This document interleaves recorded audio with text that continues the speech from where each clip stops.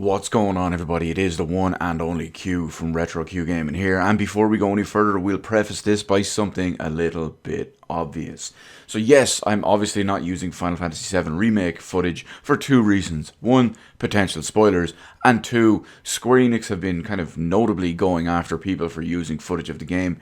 It usually pertains to the ending because they have that blocked from recording and all, but just for the sake of it, I'm not giving them any ammo or any potential. So let's get back to it, because we are going to talk about Final Fantasy VII Remake today. Now, when it comes to Final Fantasy VII Remake, we all know where it ends. If you haven't played the game, you don't know what happens, but we all know where it ends and where that is relative to the entire content of the base game.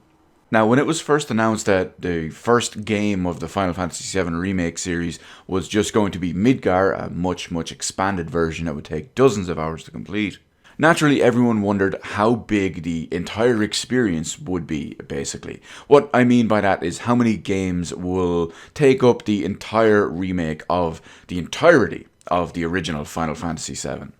And most people figured it would possibly be about 3 games. They would have one just to super expand on Midgar. The rest of maybe the second game would be a lot of maybe Disc 1 and parts of Disc 2. And then, well, Disc 2.5 and Disc 3 for the final game.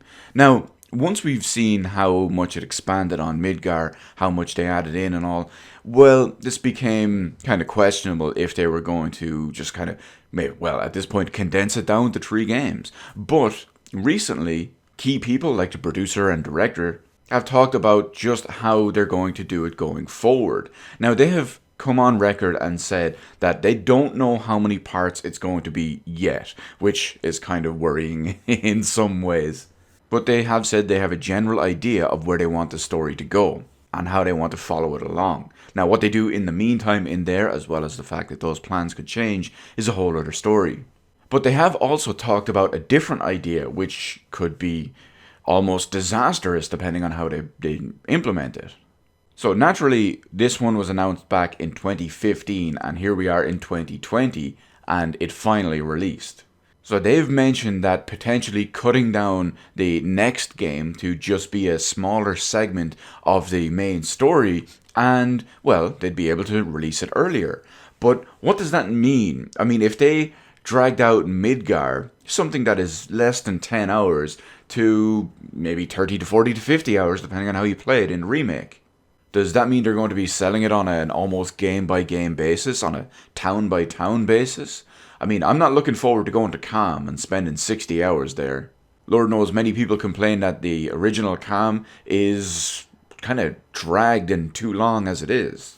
But what does that mean for the rest of the game? Does every main town and main city, is that going to be expanded just like Midgar, or almost to that scale? Maybe we get 2 towns, 2 cities, and vastly expanded, and that incorporates a game. I don't know, this has me worried to an extent just now. Unfortunately, I can't be super worried and super panic mode about it because we just don't know how long this is going to happen. But they have said that the whole potential and theory behind all of this is to release games more often. They haven't committed to a release date for Part 2 just yet. They have said that it has gone into development, even if it was early development. But it makes you wonder, are we going to see Part 2 on equal scale or size to Part 1? And when's it going to happen? I mean, it took 5 years to make this one. Are we going to be looking at 2022, 2023 just for the next version? I don't know. There's too many questions to ask, but with the nature of the development and nature of release and remake of this one, it raises so many questions and so many potential red flags. We'll have to wait and see in the meantime, but later this week, well, we're going to talk about what I thought about Final Fantasy VII Remake while we wait for Part 2 and beyond.